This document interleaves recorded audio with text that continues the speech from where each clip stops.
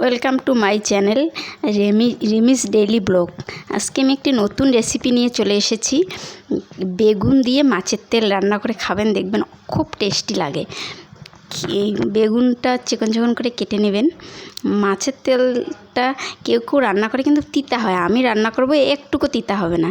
এভাবে রান্না করে খেয়ে দেখবেন একটুকু তিতা লাগবে না, খেতে খুব ভালো লাগবে। বেগুনটা চিকন চিকন করে কেটে নেবেন। কেটে নিয়ে তারপর ওখানে পেঁয়াজ, রসুন, আমিও বেশি মশলা দিই না, বেশি মশলা স্বাস্থ্যের পক্ষে ভালো না। তেল বেশি মশলা স্বাস্থ্যের পক্ষে ভালো না, চর্বিত হয়ে যায় তেল খেলে, তার জন্য তেল কম দেওয়াই ভালো।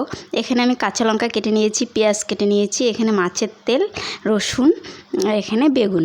আমি কড়াইয়ের মধ্যে তেল দিয়ে দিচ্ছি, কাঁচা লঙ্কা দিলাম, পেঁয়াজ দিলাম, একটু রসুন দিলাম, দিয়ে ভালো করে নেড়ে চেড়ে নিয়ে এখন দেবো মাছের তেলটা। মাছের তেল দিয়ে লবণ দিলাম, একটু হলুদ দিলাম, একটু সামান্য জিরা গুঁড়া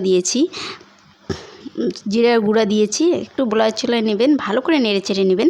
মাছের তেলটা যতক্ষণ ভাজা না হয় ততক্ষণ কিন্তু বেগুনটা দেবেন না। কেউ কেউ কী করে, মাছের তেলটা ভাজা না হয়ে গেতেই বেগুনটা দিয়ে দেয়, তাতে টেস্টিটা আসে না।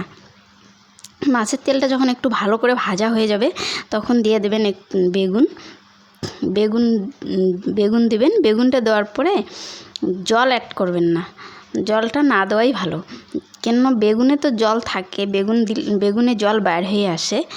এখন মাছের তেলটা আমার ভাজা হয়ে গেছে, দেখেন এখন মাছের তেলটা ভালো ভাজা হয়েছে। এখন আমি বেগুনটা দিলাম, বেগুনটা দিয়ে নেড়ে চেড়ে নেব, ভালো করে নেড়ে চেড়ে নিয়ে আমি ঢাকনা দিয়ে দেব।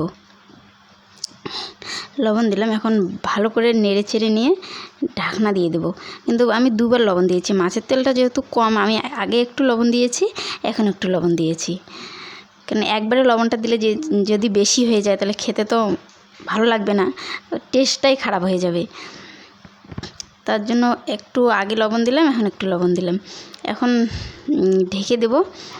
এই দেখেন এখন মাছের তেলটা রান্না হয়ে গেল কত সুন্দরভাবে, খেতে খুব মজা লাগবে।